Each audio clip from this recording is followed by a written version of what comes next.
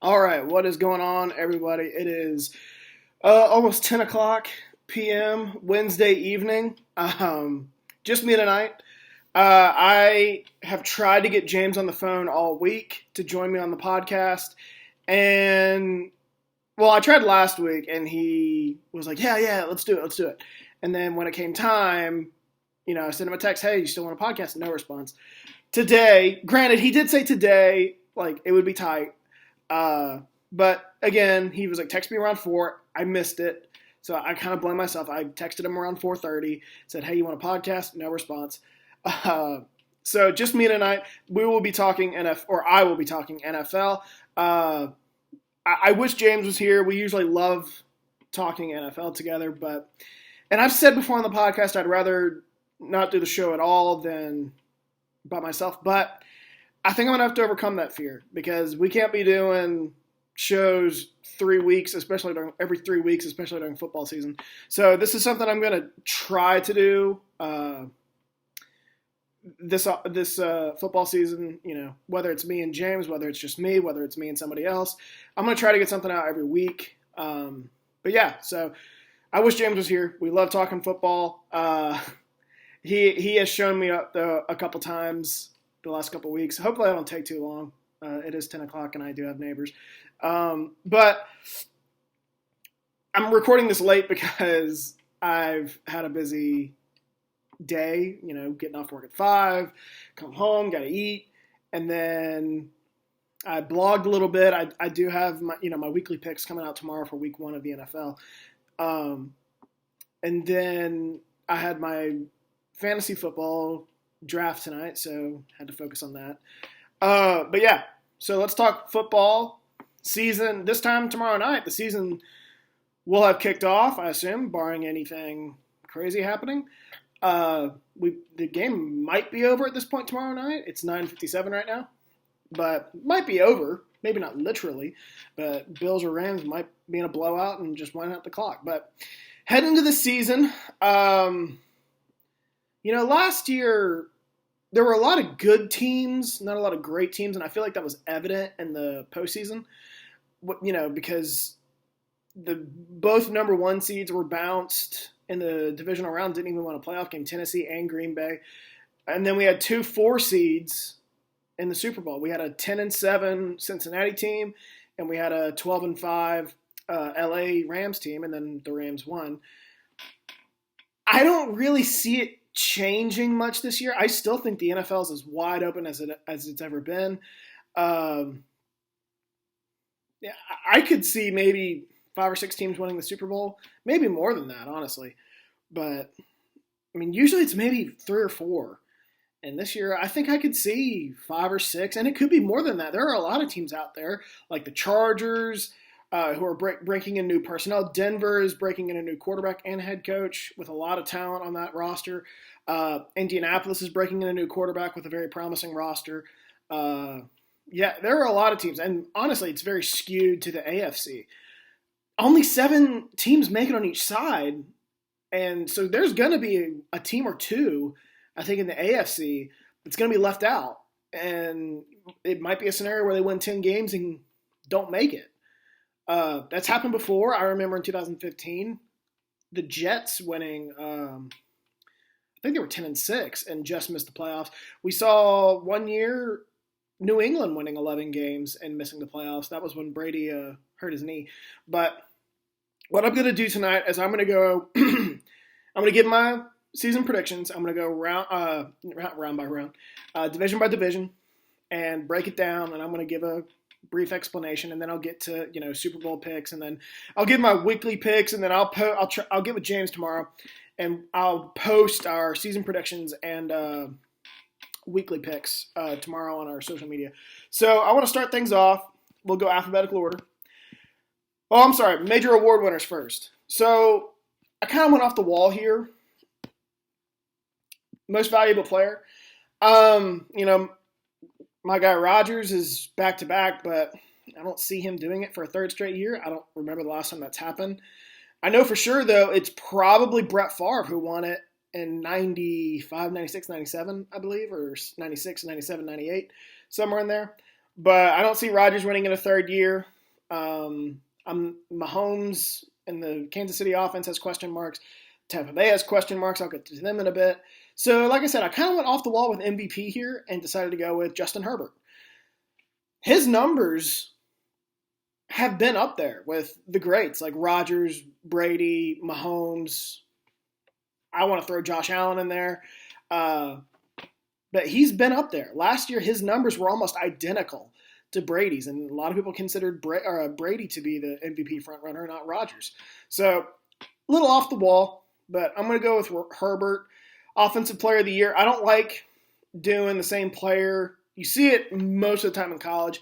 The guy who wins the Heisman wins the Maxwell and, Davey O'Brien, or the best running back award or the best receiver award, as we saw with Devontae Smith a few years ago. But I don't like doing that. I like to give some love to other guys. So I'm going to go with Jonathan Taylor. Jonathan Taylor last year ran for almost 2,000 yards and 20 touchdowns. I almost said 20,000 yards, but that wouldn't make sense. But 2,000 yards and 20 touchdowns. I see a similar season. Matt Ryan is older and an older veteran. Indianapolis is going to run the ball. They have a great O-line to block for Taylor. I expect a similar production or season from him if he can stay healthy. Defensive Player of the Year, I'm going with Nick Bosa. The dude's a stud. When he's healthy, he's going to get 10-plus sacks and however many tackles for loss. He's one of the top edge rushers in the game. I'm going to go in with him, though, because he, as far as I know, he's still due for a contract extension. I think he's entering his last year. He has not received an extension yet from San Francisco, so he's going to be plenty motivated. I'm going to go with him. Offensive Rookie of the Year, might surprise people. I'm going with the New York Jet. I'm going with Breece Hall, who has impressed so far in the preseason. I've seen clips of him during practice. Dude looks good. I think the Jets' offensive line is going to be a little bit better. So I'm going to go with Hall. I think he's going to have a pretty impressive rookie year. Defensive side of the ball, it's kind of like going chalk, but I went with Aiden Hutchinson. He wasn't the number one overall pick, but he was the most pro-ready of the defensive players. Probably should have been the number one overall pick, but I'll go with Aiden Hutchinson. Comeback Player of the Year, this one seems obvious. I'm going with Derrick Henry. If Derrick Henry stays healthy last year, he rushes for about 2,000 yards, 20 touchdowns, the same as Jonathan Taylor. But he missed half the season. He's back. He should be healthy. Tennessee's offensive line isn't as good as it used to be. I'll get to them in a bit. But Derrick Henry's Derrick Henry. He's tough to bring down. I think he's going to have maybe 1,200, 1,500 yards at a minimum if he's healthy. 10 touchdowns. And that'll be good enough for Comeback Player of the Year. Coach of the Year. This guy isn't really in the top 5 in terms of favorites. But I went with Kyle Shanahan, and I'll explain why more in detail later. But if he has they're starting Trey Lance week 1. And, he is the starter going into week 1 and probably going to stay the starter if he keeps playing well. But if Trey Lance plays well, young quarterback and an experienced quarterback, if he plays well, and San Francisco manages to win 10-plus games, I think Shanahan's going to get a lot of consideration. So I'm going to go with Shanahan. I expect all that to happen. I expect Lance to be good, not great. And then I expect San Francisco to be one of the top teams in the NFC. So those are my major award winners. Now we're going to do divisional breakdowns, starting in alphabetical order with the AFC East. I'm going to go from bottom to top. So not coming up last, but finishing last, I'm still going with the New York Jets. A couple weeks ago, I could have seen this team winning 5 or 6 games, maybe looking better, enough to where you give Zach Wilson and Robert Saleh another year together. But Zach Wilson's hurt. He's going to miss week 1. It's the same knee injury that gave him problems last year. This already feels like a bad start for the Jets. And that's not good for Robert Saleh. I think Robert Saleh needs to win now. It's not fair because he didn't inherit the best situation. And, quarterback situation hasn't really been that good. But the Jets roster is not that bad right now. So I think he's got to win 6 or 7 games, and having your starting quarterback hurt to start week 1 just is not a good start. Number 3, I have the New England Patriots. I don't like doubting Bill Belichick, but this season feels like it's going to be a disaster. I have them going 7-10, and that might be generous. Who knows? We still got a whole season to play, but that might be generous. I hate the decision that he made to really not have an offensive or defensive coordinator. Go look at the staff. He really doesn't have one. He might have play callers, but he doesn't have a official coordinator on either side of the ball. Belichick's a defensive guy. His son is on staff. He seems pretty bright. They'll be fine defensively, I think, but offensively, he hired Matt Patricia and Joe Judge to be the offensive play callers, de facto coordinators, co-coordinators, I guess. And I got to tell you, I don't like either. Patricia has worked on the offensive side of the ball, but his experience has mostly been on defense. And then Joe Judge was a special teams coordinator under Belichick a few years ago. I'm out. I'm out on the Patriots. This is not good for a young quarterback like Mac Jones. This feels like it could be a disaster year. Regardless, it feels like Bill Belichick's last year, and I don't see the Patriots getting back to the Super Bowl. I'm sorry, Super Bowl playoffs. Second in the division, I'm going with Miami. No team. I think only 3 or 4 teams spent more money in free agency than Miami. The Dolphins improved a lot. They signed Teron Armstead at left tackle. They signed Connor Williams also along the offensive line. They traded for Tyreek Hill. They signed Cedric Wilson. I don't remember if Raheem Mostert was already there or not. But they went out and hired Mike McDaniel, which I thought was one of the more underrated hires of the coaching carousel. And, I mean, they're putting all of their chips in on Tua and being like, okay, let's see what we got. And I respect it, but I'm not convinced that Tua is the guy to lead them. I have them going 9-8. If you look at their schedule, it's pretty tough, later in this season. And Miami just doesn't have much of a home field advantage. I wouldn't be shocked if Miami made the playoffs, but the AFC is going to be tough. And I'm not buying it with Tua. They tried to sell us on Tua the entire offseason. There are reports out there that he throws the most accurate deep ball, and they're trying to hype him up and all this stuff on social media, and I'm not buying it. So the team I have winning this division is obvious, and that is the Buffalo Bills. I think the Bills are going to have a big year. James and I have made our love for Josh Allen on this podcast known. I think he's a top 4 or 5 quarterback in the game. Sean McDermott is the top 10 head coach. They have a good, not great offensive line. They have a really good defensive front, and they added to it this offseason by drafting Von Miller. And they're going to roll 8 to 10 guys deep at that defensive front. And then they have a pretty good secondary. I worry about their linebackers a little bit defensively, but this Buffalo team is ready to win. They have offensive playmakers too. I worry if they can run the ball effectively. That's my biggest concern for them, but I still think they can win. And actually, I have them going 13-4 and winning the AFC East and then clinching home field in the AFC. So moving on to the AFC North, finishing last, I went with the Cleveland Browns solely because of Deshaun Watson's 11-game suspension, which was 6. It is now 11 for his off-the-field antics. Involving sexual assault allegations and a civil lawsuit coming down the pipe. It's a total mess. And Jacoby Brissett's not a bad quarterback, but can he keep them afloat for 11 games? That's a tall order. I've seen Brissett play for multiple games. He's more of a guy. If you need him out there for 1 or 2, 3 games, you're fine, but 11 games is tough to ask for him. Okay, hey, go out there and win, let's say 6 out of 11, 6-5, and then we get Deshaun back. That's tough. I just don't see that happening. I have them going 7-10.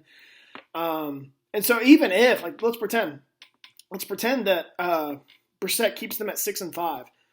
The last, 6 games of the regular season, you're asking Deshaun Watson to come in, who has not played in over a year and a half, almost 2 years, to carry us to the playoffs.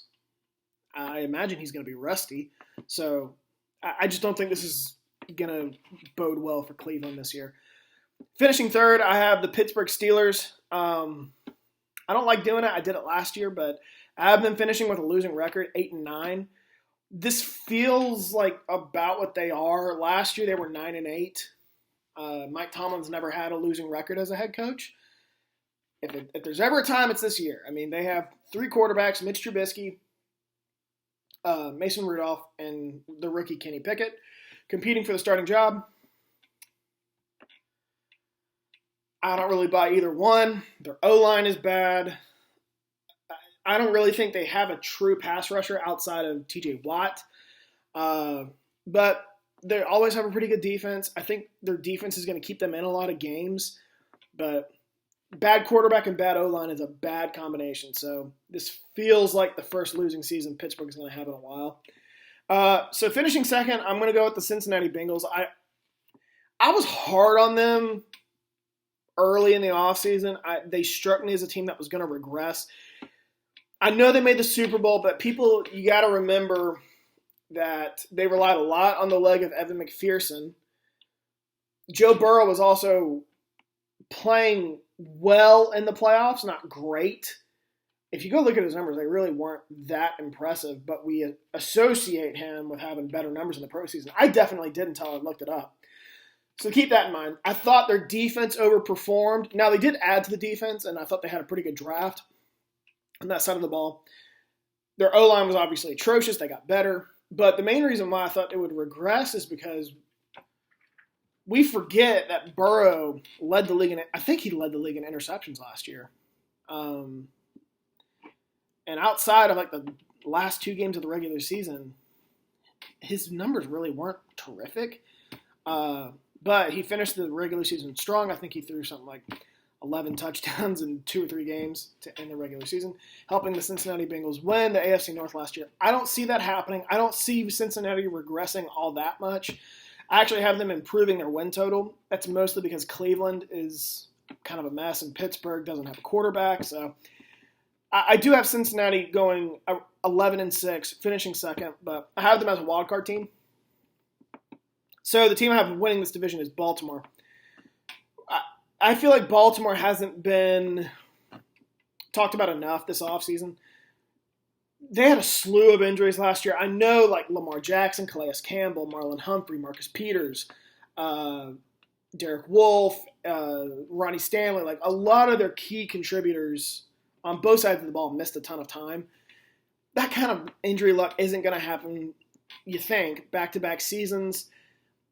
Lamar's looking for a new contract. He's plenty motivated to have a big year. I think they're going to kick ass and take names, to quote my boy John Middlecoff. I think Baltimore's going to be a really good team. I considered picking them to make the Super Bowl. Spoiler alert, I didn't. But I considered it. I have them going 12-5 and winning this division. I think plus John Harbaugh, I would say a top 5 head coach in the game. I think this team's going to be really good. Barring injury, they should be the best team in this division. AFC South. I see this as a 2-team division. But finishing last, I'm going with the Houston Texans. I don't like doing it because, I don't know. I don't like picking on Houston. Everybody associates Houston as the worst team in the league. We thought that was going to be the case last year, and they weren't. And then this year, Vegas thinks they are. I mean, they have the worst Super Bowl odds right now. They have some of the worst win total odds. I think right now they've hovered somewhere around 4.5. I would take the over. They're one of the few teams I would take the over there. I like Houston more than other team or more than other people. I think they're going to surprise people and win. I'm not saying they're going to go 9-8 or something like that, but 5-6 games, I don't think that's impossible. Davis Mills played really well at the end of last season as a rookie. I remember him going toe-to-toe with Justin Herbert against the Chargers. I think this team might be able to win some games, especially if Davis Mills improves from last year. And then, Lovie Smith was a questionable hire, but he's a seasoned vet. He's taken the Bears to the playoffs. He took the Bears to the Super Bowl. I don't think he's a moron. I think he's dated. I don't think he's really what you need in today's game, but he's not a bad coach, I don't think at least.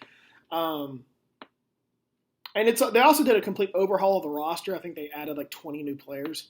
So it's a new age in Houston. And I'm going to bank on Davis Mills. I think he's going to be better than people think, but I still have Houston finishing last in this division at 5-12. Third, I got Jacksonville. I think if Jacksonville can win like 6 or 7 games, it would be a solid season. And I have them going 6-11. I'm banking on this team to rebound from the last 2 years. The last 2 years they have finished, I think I wrote on my blog, with a record of like 4-29. And their roster really isn't that bad. I think they've had little to no coaching. Urban Meyer was a disaster last year. They tried to be bold. It didn't work. They moved on quickly. But I don't think this roster is as bad as people think. They hired Doug Peterson, who I'm high on. He has his shortcomings as a head coach, but he's a vet. He's been in the NFL for a long time. He's been a coordinator for a long time. He was a head coach at Philadelphia. He won a Super Bowl at Philadelphia. That's another guy. I'm higher on him, obviously, than Lovie Smith, but he's not a moron. He might be probably not better than Vrabel, but he might be the best head coach in this division. I expect him to really work some magic in Jacksonville. I think Jacksonville is going to do a complete 180, double its win total from last year, win 6, maybe 7 games. I think Trevor Lawrence is going to take a step forward. I'm sort of a believer in Jacksonville right now. Coming in second, I don't like doing this. I don't like doing it because I have picked against, I forgot his name for a second, Mike Vrabel before, and he's proved me wrong, but Tennessee feels like a team that's going to regress. They won 12 games last year. They won quite a few of those by one possession. That kind of luck isn't going to happen, the next year. So they were 12-5, won a lot of one-possession games. I see them going down to 9 or 10 games. I have them going 9-8. Their O-line is not as good as it used to be. I think their defense isn't that good. Harold Landry just tore his ACL and is out for the year, I think I read. Secondary is not that good. I think the organization is ready to move on from Ryan Tannehill. They drafted Malik Willis. Like, if they don't get off to the best start, do they switch to Malik Willis and potentially make their season worse? I don't know. I'm not a huge fan of what's going on in Tennessee, but I think this team is still good. It'll sneak up on a few teams. It'll also lose to teams it shouldn't. I have the Titans finishing second. AFC, or I'm already on the AFC South, sorry. Indianapolis Colts, I do have winning this division. I feel like people forget how good Indianapolis was last year. I know that we remember how the season ended. They were, 9-6? Before the last 2 weeks of the season, they lost them both and finished 9-8. One of those games was to Jacksonville, which was a bad loss. But there was a stretch last year where Indianapolis looked like the best team in the AFC, and that was with Carson Wentz under center. They decide to move on from Carson Wentz. They bring in Matt Ryan. I don't know how much Matt Ryan has left in the tank. I do believe he is still a decent quarterback. But there's one thing that Matt Ryan is going to bring to the table, and that is a leadership. He is going to be a stable presence in the locker room. He's not going to be polarizing like Carson Wentz has been the last couple of years. And I think that's going to help Indianapolis a bunch. I'm going to go with the Colts to win this division. Not super confident in it, and I'm not really that confident in the Colts. I have them going 10-7. That feels about right for me. AFC West. This is the toughest division, looking like it's going to be the toughest division in the NFL this season. Coming in fourth, one of these teams has to finish last, and I'm going to give the edge to the Las Vegas Raiders. And, people might disagree with me because they improved a lot this offseason. Adding Devontae Adams, adding Chandler Jones. Something to keep in mind, though, those two guys are like a combined 62, 63, 64 years old. Those are older free agents. How much left do they have in the tank? I don't know. I think Devontae Adams is still really good, obviously. Chandler Jones has been really good the last couple of years, but again, both are entering their 30s. People don't really realize that. Other than that, they did bring in Josh McDaniels. They do have Derek Carr. They do have a nice setup of weapons that I think fit McDaniel's offense perfectly. However, their O-line is still porous. I'm surprised they didn't add to the position more in the offseason. Their defense, I think, is still really bad, even with Chandler Jones. I don't expect them to be that good on that side of the ball. They definitely don't have a good secondary. I think the Vegas is going to be good. I have them going 9-8, which I think is respectable given how tough this division is and given that this division is paired with the NFC West division, which is probably the second toughest division in the NFL this season. So 9-8, I wouldn't be shocked if they finish higher, but someone's got to finish last. I'm leaning toward Vegas. Coming in third, I have the Denver Broncos. I think the media is hyping up the Broncos a little bit too much. I don't think their weapons offensively are as good as people think. Go look at the PFF grades for KJ Hamler and Jerry Jeudy. They were about middle of the pack. And you might think, well, Shane, that has, they didn't have a quarterback last year. Valid, but PFF grades don't factor in who your quarterback is. PFF grades factor in how you did at your position, regardless of your quarterback. Really, regardless of any extenuating circumstances. So they're not including how poor the quarterback play has been in Denver, and Jerry Jeudy and KJ Hamler are still around middle of the pack. Now, they do get Cortland Sutton healthy. They do have some nice running backs. I don't think their O-line is that good, but it's also not as bad as it used to be. They bring in Russell Wilson. This offense ought to be able to score some points. I don't like what I'm hearing coming out of training camp regarding Wilson and Nathaniel Hackett's relationship. Nathaniel Hackett comes from, I don't want to say the LaFleur coaching tree, but Hackett's offense, he wants to run the ball. And I don't think Russell Wilson does. How does that work? I don't really think that they're going to mesh right away, but this team is still talented. I also don't think they're going to be as good defensively anymore. I think, what's his name? Vic Fangio made that defense look a lot better than what it really was because he's a great defensive coordinator and a great defensive mind. He's gone now. I think their pass rush isn't that good. Secondary's pretty good, but I worry about their pass rush. Like I said, I just don't think the Broncos are as good as the media has been making them out to be this offseason. With that said, I still think they're going to win about 10 games. I have them finishing third in this division. I'm going to go out on a limb and pick the Chargers to finish second in this division at 11-6. I think last year was that Week 18 game against Vegas was an embarrassment for the Chargers. They've had to hear about it all offseason.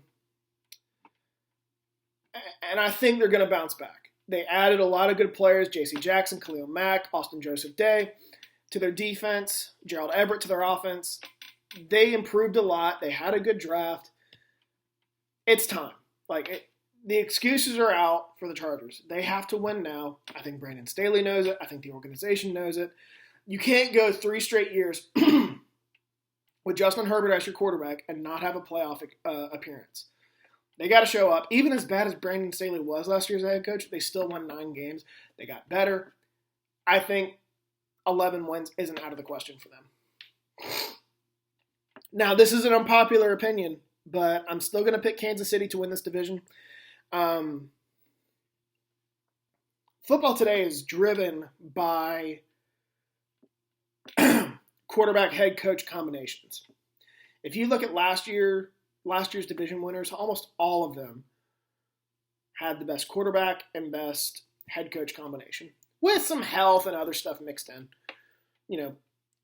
Lack of injuries, etc. Kansas City has the best quarterback head coach combination probably in the entire league with Patrick Mahomes and Andy Reid. I know they lost Tyreek Hill. I don't think it's going to be that much of a loss. They added Juju Smith-Schuster. They added Sky Moore. They added Marquez Valdes-Scantling. They already had Travis Kelce. I think they're going to be fine offensively. I don't think they're going to be great or as explosive, but I think they're going to be fine. I think they're still going to rank maybe top 10 in the NFL. They have good running backs. They have decent receivers. They have a great tight end, good offensive line. Kansas City's still going to be really good. I worry about their defense. They lost Tyrann Mathieu, who felt like the leader of the defense. He's gone. They don't really have a pass rush. They let Melvin Ingram walk. But they do have Chris Jones, and I do like some of the guys they added defensively in the draft, like Trent McDuffie, like George Karlaftis. It might take some time on that side of the ball, but I still expect the Chiefs to be good. I have them going 12-5. All right, other side. We're going to go to the Philadelphia Eagles. I'm sorry, the Philadelphia Eagles. We're going to go to the NFC East. If that doesn't give away who I picked to win this division, I don't know what did. But coming up last, I am going with the New York Giants. I originally had the Giants winning 5 or 6 games. I liked the decision to hire Brian Daboll. I'm really high on him. I thought he could come in and make the team better, make Daniel Jones better, and they could win a few more games. I don't like what I've heard out of training camp. This team still sounds really bad. Daniel Jones has not improved. It sounds like I've seen videos of him in scrimmages and the preseason and practice. He's still inaccurate. I like the Giants. I have a good buddy who's a Giants fan. I'd prepare for another really long season. Coming in third. Oh, I'm sorry. I'll do that last. I forgot to mention all of my playoff teams, but I'll do that last. Coming in third in this division, I'm going with the Washington Commanders. Washington could finish, I don't really see them finishing fourth, but they could finish third, or it really wouldn't shock me if they finished first in this division. I have them going 8-9. That might be a little bit generous, but they always have a decent O-line. Their pass rush is one of the best in the league. Ron Rivera is a better coach than I think people give him credit for. They have good running backs. They have good pass catchers. Carson Wentz has his flaws, but he can make a play every now and then, which is why, 8-9 feels about right. 7-10, somewhere in there, that feels where this team's going to end up. It could be a disaster, but it could also work. I really wouldn't be that surprised either way, but 8-9 feels about right for the commies, as James would say. Yeah, so we had a conversation today. I was texting him, and at first I abbreviated the Commanders as comms. I was like, comms, or, I forget what I said. And then I said, or do we call them the Durs? I had Workaholics, if you've seen that TV show on the brain, Durs. And then James responded, no, they're the commies. I was like, yeah, that's way better. So, commies, finishing third in the NFC East. Coming in second, I had the Dallas Cowboys. Until the injury to Tyron Smith, I considered Dallas to be a 10-win team and a playoff team. But I will say, they have regressed a lot this offseason. Randy Gregory is gone. Amari Cooper is gone. Keanu Neal? Yeah, Keanu Neal is gone. DeMonte Kazi is gone. Connor Williams is gone. It really is, it was an exodus this offseason for the Cowboys. They still have Dak Prescott. They still have some good offensive players. That O-line took a hit this offseason. They signed Jason Peters to help replace Tyron Smith, this season. Big name, but Peters is a 40-year-old guy. That's asking a lot for a 40-year-old to come in and, hey, be our left tackle. Like I said, I originally had the Cowboys being about a 10-win team, but the injury to Tyron Smith is tough. The O-line was already in shambles. You lose your left tackle. And Dak Prescott has not played as well when Tyron Smith has not been in the game. I don't think Mike McCarthy can overcome that. I have the Cowboys finishing 9-8, which still could get them in the playoffs. It's spoiler alert, I don't have them in the playoffs though. The Philadelphia Eagles, I do have winning this division. There's a lot to like about the Eagles. I think that they improved a lot this offseason, adding A.J. Brown, drafting Jordan Davis. Um, they drafted Nakobe Dean. They just traded for C.J. Gardner-Johnson defensively. And they already have a good O-line. They already have a good D-line. I think Nick Sirianni showed a lot of promise last year as a head coach. Jalen Hurts, I don't think is that good, but they made it work last year. They managed to win 9 games. Granted, those 9 games were inflated because the schedule was really bad. I wrote on my blog, let me pull it up.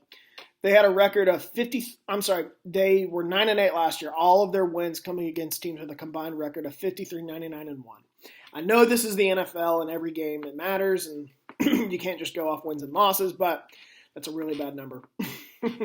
But Philadelphia improved a lot this offseason. I like their roster. I'm not a big fan of Jalen Hurts, though.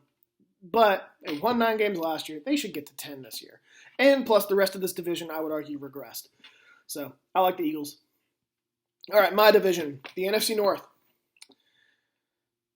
A few months ago, I texted James and I said, I'm thinking about putting the Lions in third in the NFC North division this year. Am I crazy? And he was like, no, because that's what's going to happen. I was surprised. And now that we're heading into the season, everybody's hopping on that train now. But yeah, I have the Chicago Bears finishing last in this division. I wouldn't be shocked if the Chicago Bears are in the running for the number 1 overall pick. They don't have many offensive playmakers. They don't have a good O-line at all. Then defensively, I think people still think that this defense is back in 2018 form when it was dominant. And that is long in the rearview mirror. Khalil Mack is gone. Akeem Hicks is gone. Kyle Fuller's gone. I think the only member of that defense that's still on the team is Roquan Smith, and he just demanded a trade a few weeks ago. So I don't know why people want to hype up the Bears. This strikes me as a very bad team this year. I don't think this bodes well for Justin Fields. Again, bad O-line, no playmakers, bad defense, first-year head coach, first-year general manager. And on top of that, the first-year general manager and the first-year head coach feel like they're in over their head. I mean, the general manager's out here making comments, the day he's hired, we're going to win the NFC North and not take it back or not give it up. Dude, this isn't your division to win. I'm all for like setting the standard. Like, hey, our goal is to win the division every year, and once we do, we're not going to give it up. But he said, like, right off the bat, we're going to win the NFC North and we're not going to give it up. Dude, I would temper expectations. And then Matt Eberflus, I just don't like some of the things he's had to say. The Bears feel like a disaster. And I know I'm a Packers fan, but the Bears feel like a disaster to me. Coming in third, I do have the Detroit Lions. I feel really good about the Lions doubling their win total from last year. Last year they were 3-13-1. I feel really good about them being like a 6 or 7 win team this year. They check most of the boxes, actually. Their O-line, for a team that was as bad as they were last year, they actually had a good O-line. Jared Goff isn't that bad of a quarterback. They had some weapons offensively. Their problem was their defense, and they had some bad luck in close games. I also don't think Dan Campbell is that bad of a coach. Their problem was they had some bad luck in close games. I think they were, let me pull it up, 2-6-1 in one possession games last year. Even if they regress to the median, to quote my favorite Adam Lefkoe, that would be what? That's what? 9 games? Let's call it 4-5 because with Goff you shouldn't win over half of your one possession games. 4-5. That's 2 more wins. That's a 11-1 team or 5-12 team, which felt like what they were. So I feel pretty good about the Lions. I like the direction they're heading in. They got better defensively. They really beefed up their pass rush, which I like. Their secondary is still really bad. But, yeah. Lions third. Second, I'm going with the Minnesota Vikings. This is a trendy pick, according to some people. Like, I saw Colin Cowherd say that he thinks the Vikings are going to win like 14 games and dominate this division. And I'm like, slow your roll, man. I don't know what team you were watching last year. I know the Vikings lost a lot of close games. I think they lost like 8 one-possession games and played in 14, but that's still about 500. You know what I mean? Like, and that's what most teams are at the end of the day. Like, in one-possession games, they're about 500. Some have bad luck, some have really good luck. But most teams, if you're about 500, that's what you are. Like, your record that year is what it should have been. And they were, I think, 6-8 in one-possession games. I do expect them to improve because the culture in the locker room the last couple of years under Mike Zimmer sounds like it was very toxic. Doesn't sound like he liked Kirk Cousins that much. They bring in Kevin O'Connell from the Rams, which I think was a pretty good hire. Passing game coordinator with the Rams. He can come in and they should be able to sling it in Minnesota with Cousins and Justin Jefferson and Dalvin Cook and Adam Thielen. This team is going to be able to put up points. But the problem is that offense wasn't their problem under Mike Zimmer. I don't think people realize that. Their offense was really good the last couple of years. Kirk Cousins threw for 38 touchdowns last year. I think it was 38 at least. What's more is O'Connell going to do? Go from 38 to 45 touchdowns? Okay, but how? Like, even if he gets Cousins to an absurd level, that's probably only going to lead to 1 or 2 more wins. And they were 8-9 team last year, I think. That's only going to lead to 1 or 2 more wins on in your season. So I think Minnesota is a 10-win team. I have them going 10-7. They're going to score points. I worry about their O-line. Defensively, it's not great. I don't like their secondary at all. Their defensive front, I think, improved a lot this offseason. They added Zadarius Smith. Danielle Hunter should be healthy too. They should be a little bit better on that side of the ball. They should be able to get after the passer at least.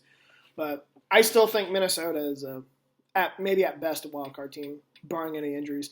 So, yeah, spoiler alert, I do have my own Packers winning the NFC North this season. I do think they pull back. They've won 13 games each of the last 3 seasons under Matt LaFleur. I don't see it happening for a 4th straight year after losing Davante Adams. I have them going 11-6. I'm probably being hard on them, but that feels about right. 12-5 honestly probably feels more right. But Green Bay's still going to be a really good team. They are really, let's call it what it is. They're below average at the receiver position, but everywhere else, they're in really good shape. They have the best quarterback in the game. They have one of the best offensive lines in the game. They have a really good defensive front, and they added to it this offseason by drafting Devontae Wyatt and signing Jerron Reed. Their secondary is pretty good. I worry about safety depth. I worry about the depth at linebacker a little bit, or edge rusher a little bit. But they have I would say they have the best cornerback group in the game with Jair Alexander, Eric Stokes, Russell Douglas. This should be Green Bay's best defense since 2010. And I don't throw that around a lot. I've had a lot of issues with Green Bay's defense in the last 12 or 13 years. But this is looking like Green Bay's best defense. And I expect Green Bay's defense to keep them in a lot of games, help them win a lot of games until Rodgers and the offense can find the right rhythm. And plus Green Bay has the best running back duo, I should say, in the league, in Aaron Jones and A.J. Dillon. You don't believe me? Go look at Pro Football Focus. NFC South, I have the Atlanta Falcons finishing last. The closer we get to the season, the more I think Atlanta is going to be better than people think. That roster is not very good. But I don't think Arthur Smith is that bad of a head coach. And you can do a lot worse than Marcus Mariota at quarterback. So, not a bad coach, not that bad of a quarterback. Drake London looked really promising in the preseason. O-line's not great. Defense isn't that great. But, head coach, quarterback, not a bad combination there. And like I said, I think Drake London's going to be pretty good. Kyle Pitts is pretty good. Again, they're like the Texans. They're hovering around 4.5 wins. I'm leaning toward the over there. I think they're going to be not sneaky good, but just a tougher out than people think. Number 3, I have the Carolina Panthers. I have them at 6-11, and it could be higher than that. I mean, they did add Baker Mayfield, who, again, far from the worst quarterback in the game. And they have some dudes on offense. Christian McCaffrey, Robbie Anderson, DJ Moore. There's potential for Carolina to be able to score points. I also like some of their defensive players. Brian Banks is pretty good. They have a decent secondary with J.C. Horn and Jeremy Chun. This team could win, could finish above 500. I'm not banking on that, though. I almost fell for that last year. Well, I kind of did after 3 weeks. I still think Carolina's kind of a mess. I don't trust Matt Rule. I really don't trust Baker Mayfield that much. I don't like Carolina's offensive line, although they did add Akeem Ekwonu, so they should be better up front. But still, I think too many holes in this team. But yeah, that's why I have them third. Number 2, I have the New Orleans Saints finishing second in this division at 8-9.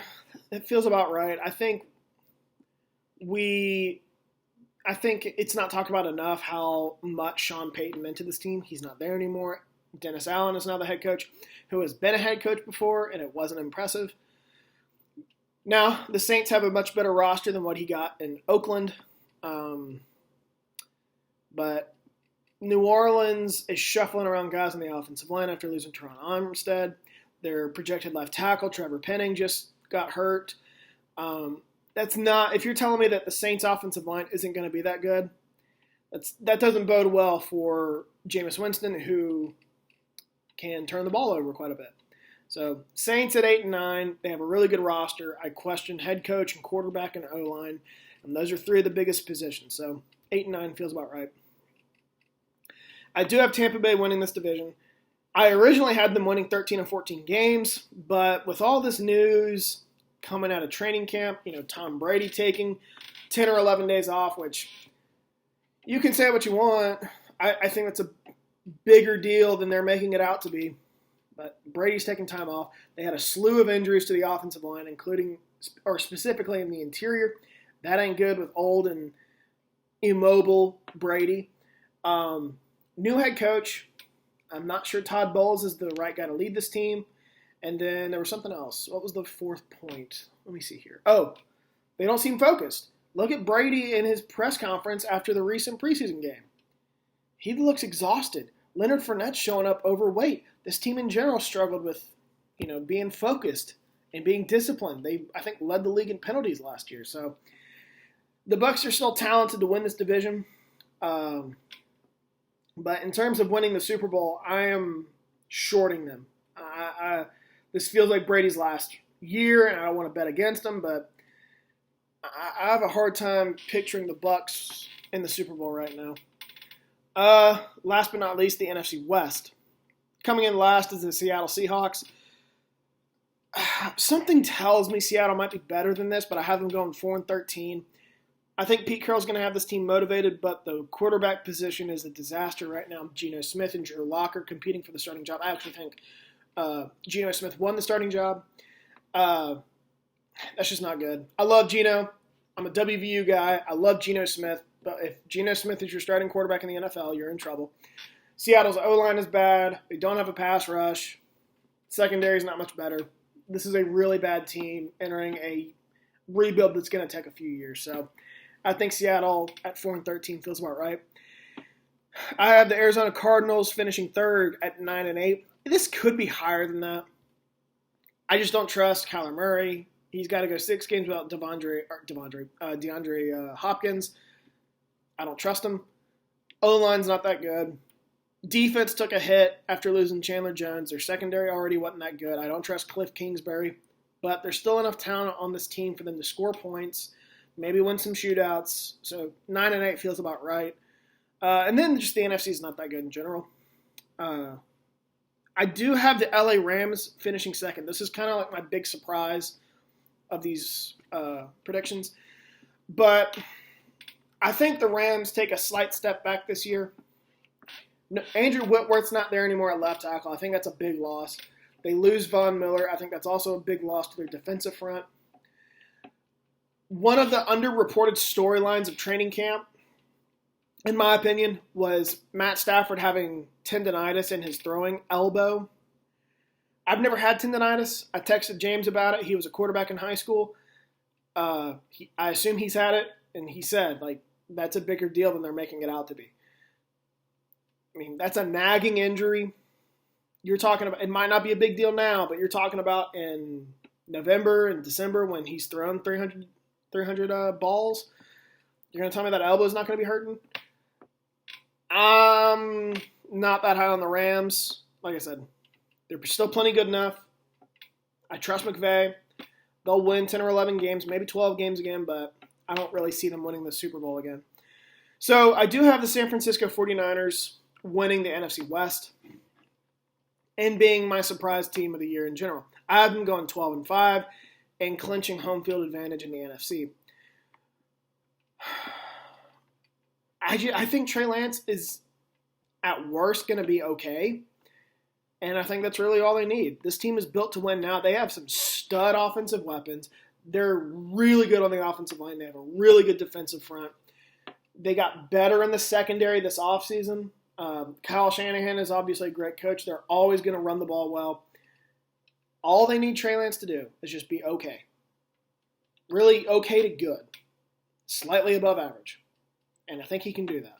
Worst case scenario, he's not. And guess who they trot out there? Jimmy Garoppolo, who has plenty of starting experience and who almost won them a Super Bowl in 2019.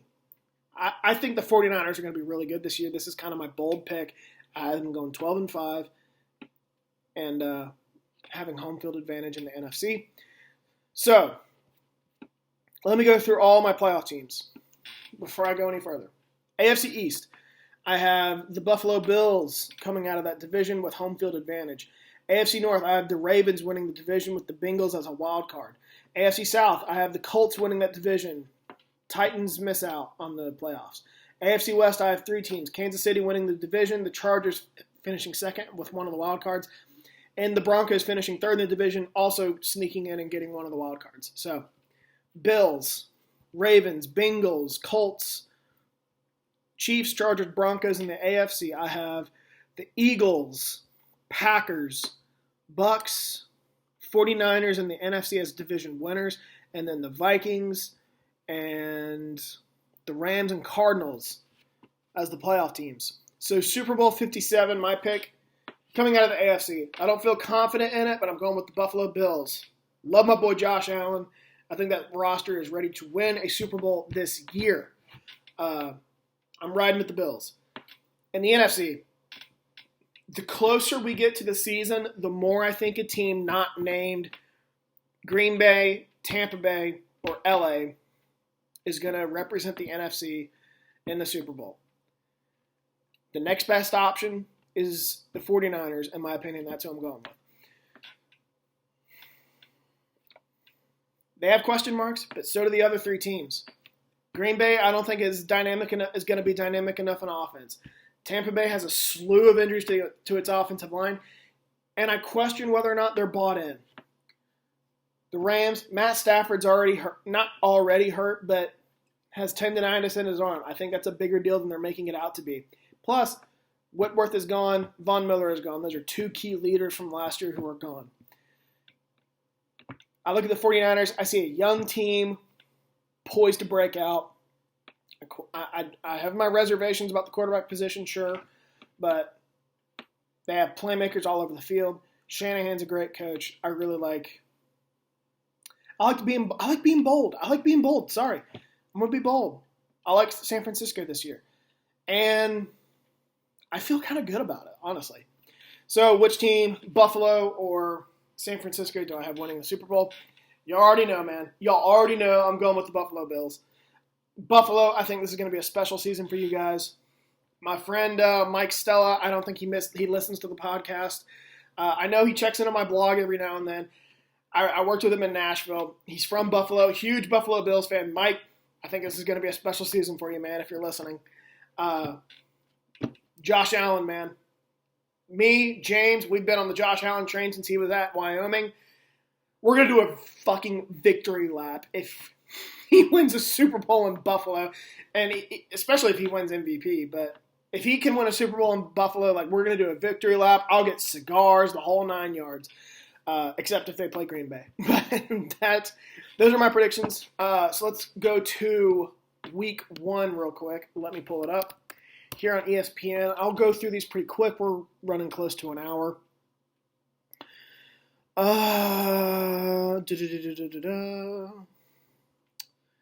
NFL. All right, Thursday night.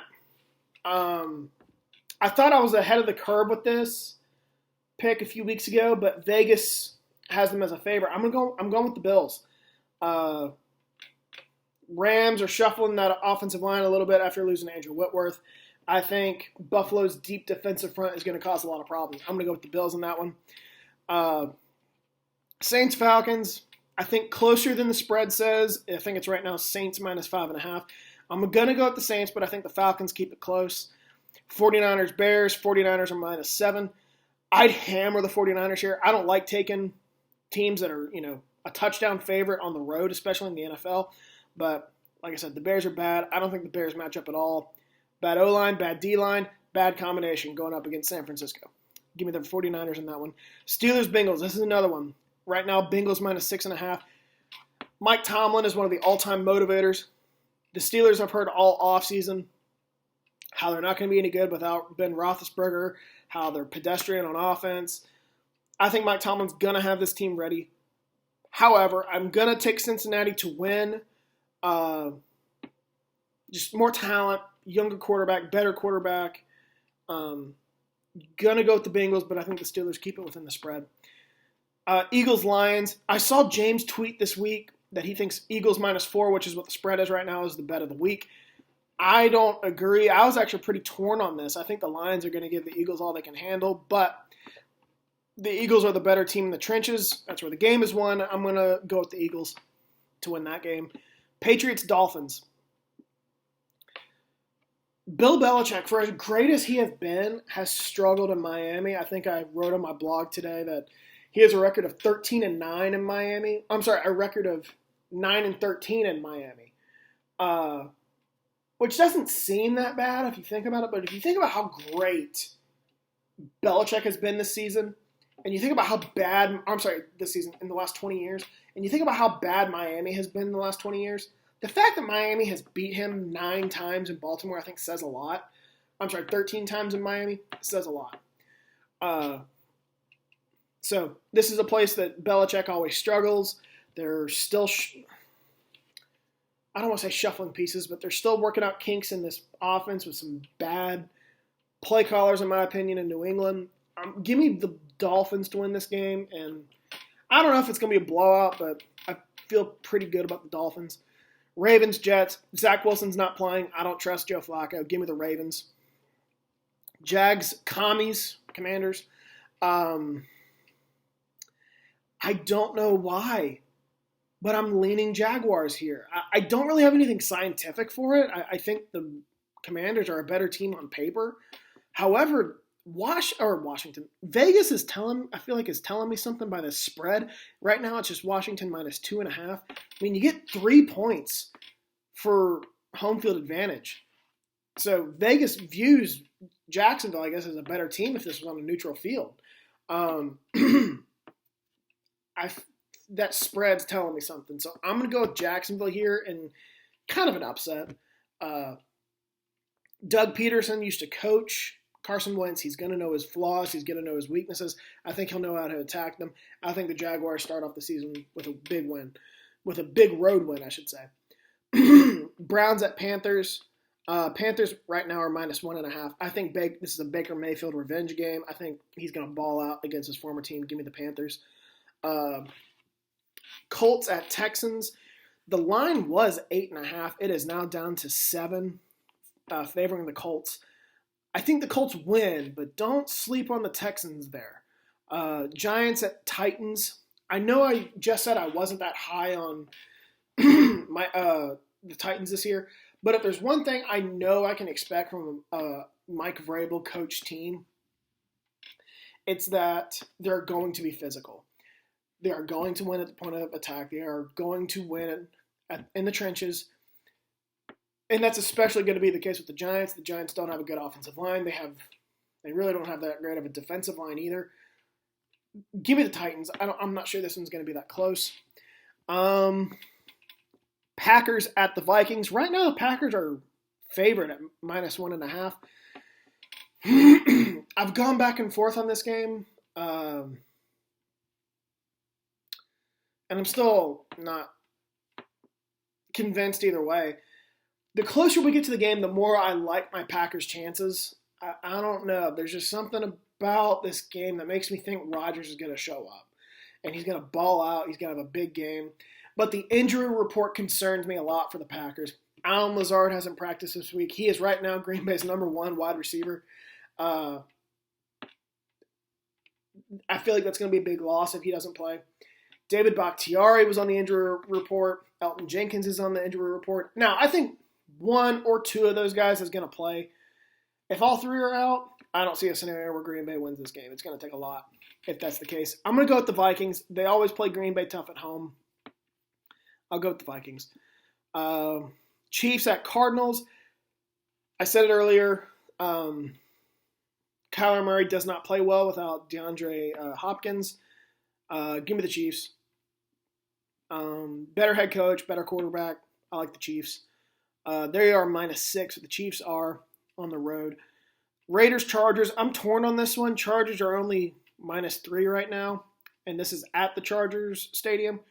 So Vegas views this as a pretty even matchup if you factor in home field advantage.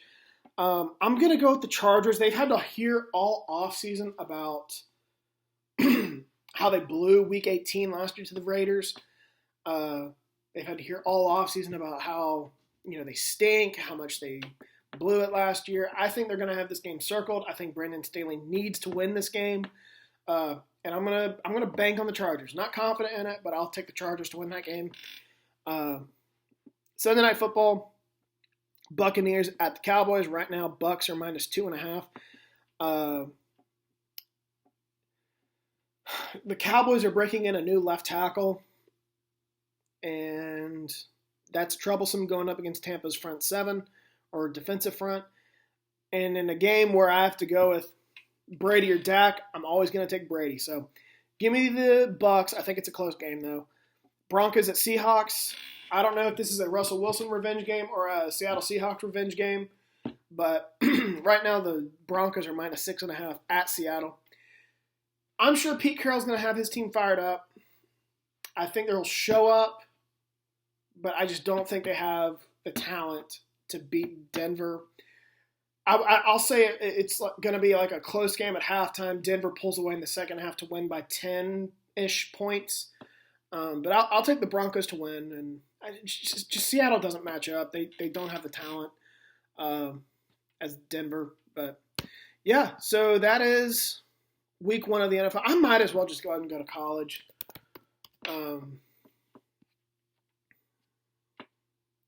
Let me pull that up real quick. I might as well.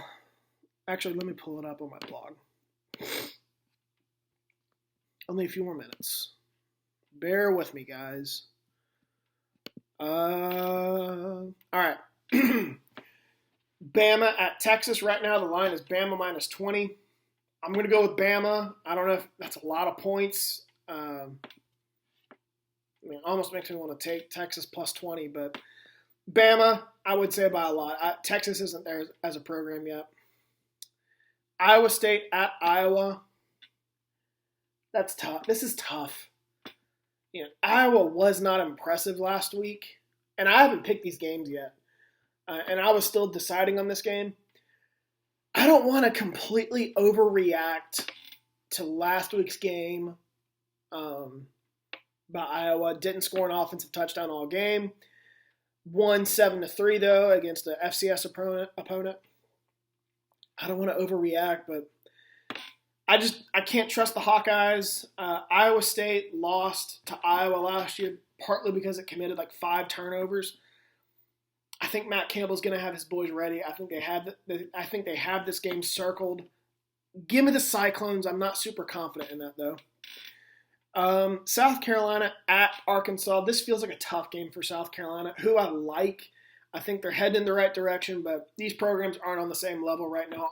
I think Arkansas is really good. They have a great offensive line. They run the ball well. Give me Arkansas to win. Missouri at Kansas State. Missouri's not there as a program.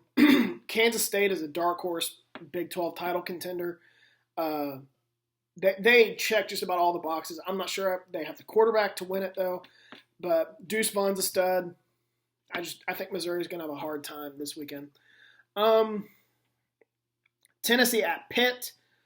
Give me Tennessee, and I feel really confident in that. I don't think Pitt is good enough offensively to keep up with Tennessee. Tennessee can put up a lot of points fast, and I don't think Pitt can hang. So give me Tennessee. Washington State at Wisconsin. Right now it's Wisconsin minus 17 at home. I'm tempted to take Washington State plus 17. That's just a big number, and I don't think Wisconsin is dynamic enough on offense to cover that spread. Wisconsin will win the game. Something tells me Washington State keeps it fairly close, though. Houston at Texas Tech. Texas Tech starting quarterback Tyler Shoughugh, Shoughugh, injured. Probably going to miss the next 2 weeks. That's a big loss. Give me Houston to win that game. They're a really good team. Kentucky at Florida. Florida right now is minus 4.5. I really liked what I saw from Florida last week.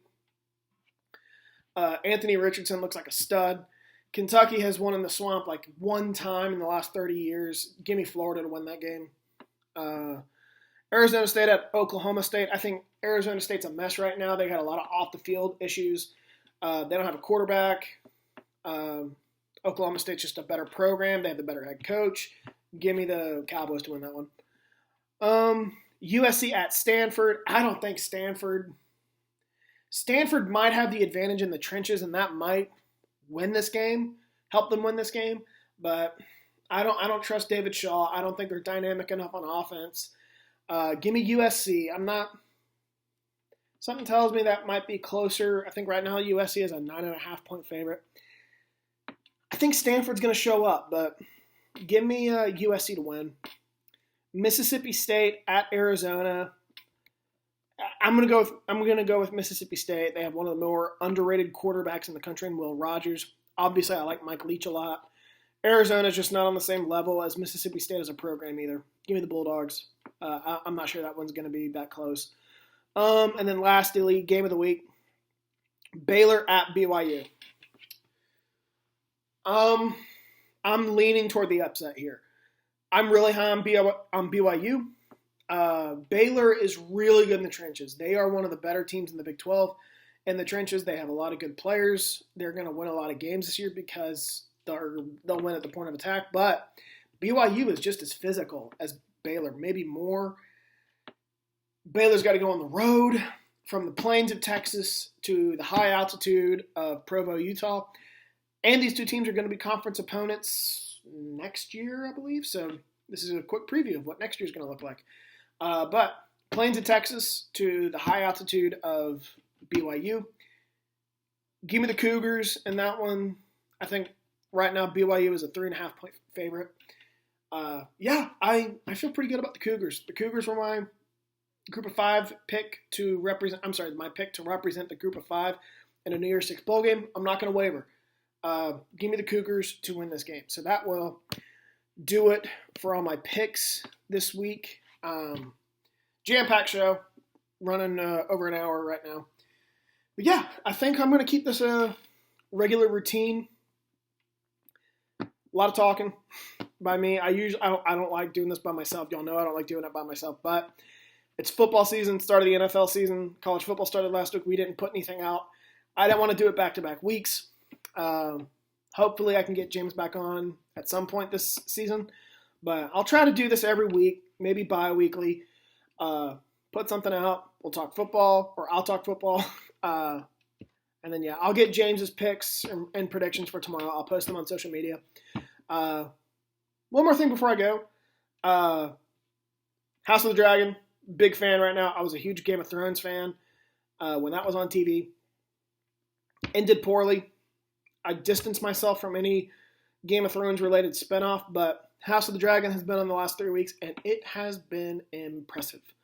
I'm a big fan of this fantasy genre. I'm a big fan of George R.R. Martin.